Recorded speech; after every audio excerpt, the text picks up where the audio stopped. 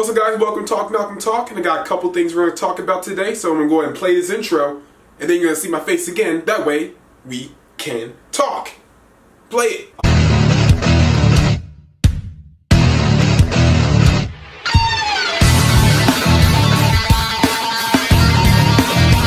Okay, first thing, Chris Jericho's going to be leaving WWE very soon. We all know that Chris Jericho's part of Fozzy, his band, because Jericho's just a savage. And they're going to be putting out a new album soon that's going to require him to go on tour. Because, you know, that's what you do. You get a new song, you go play it for people. So that way people buy the album, you make a lot of money, then you can be happy. And for him to do that, that means he has to be off screen at WWE. Now, it's not confirmed if this is like the end of Chris Jericho, like as a whole, if he's coming back.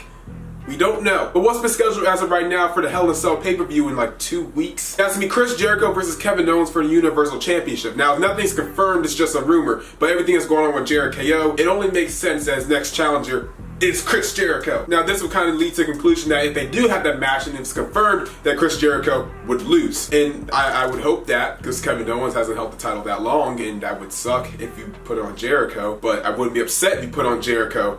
But I would be upset if you took it off of Owens, so it's kind of like a little flip-flop motion. But let's just all pray that this is not the end of Chris Jericho and WWE as a whole, that he's not retiring, which he probably wouldn't be, because if he was, they'd probably make a big deal about this. Let's just hope maybe he comes back during Royal Rumble. He's back at WrestleMania. You can write down every person in attendance at WrestleMania on the list of Jericho. Sasha Banks. Now, Sasha Banks, like, fighting to get the championship has been like a thing since like the Royal Rumble. But it's not something that anyone's mad about, because we all love Sasha Banks. She's not going to get booed, even if she was heel. But next week, there's going to be a title match between Sasha Banks and Charlotte for the Women's Championship. There's also a lot of rumors saying that Sasha Banks is actually going to win the title. And if you want to do something special, like really special, WWE Women's Championship Hell in a Cell match. But seeing that WWE really wants to do the whole Sasha versus Bayley thing at WrestleMania, which we all just want to see, because who wouldn't want to see that? To me, it only makes sense that before the end of the year, Sasha Banks is the Women's Champion. And then Charlotte can feud with Dana, and I don't know why they're really trying to go for this.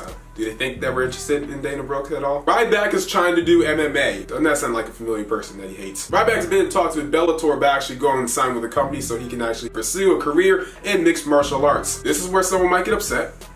The last wrestler over the age of 30 to sign with a MMA company tapped out, and that person also had more balls than you, me, or anyone else that's watching this video. But Bellator is not the UFC. So the UFC is like WWE, right? So Bellator is kind of like TNA. Nothing is confirmed yet, but they are in the process. Could we see Ryback in Bellator? Bobby Lashley fights in Bellator. I don't know if he still does that anymore, but they look about the same weight to me. And finally, TNA. TNA is like in desperate need for money. To be honest, I'm surprised there's no like GoFundMe starting at this point, because the way the media has been portraying TNA and how they've been portraying themselves, they sound like they just need an open hand and an open wallet. Billy Corgan, who's like the on-screen president of TNA, he's been trying to buy the company. He said it's been taking like a couple weeks to really get the product like bought like in his name. I don't know what that's for. Honestly, TNA really needs the money. Just sell it to the man. But he also said that if he buys TNA, he's changing the name. I don't know what, but I don't care. I just don't want to see the company die. And there's also rumors that WWE's back in the bidding to buy TNA. Now, again, they're probably not going to buy it so they can get a bunch of contracts.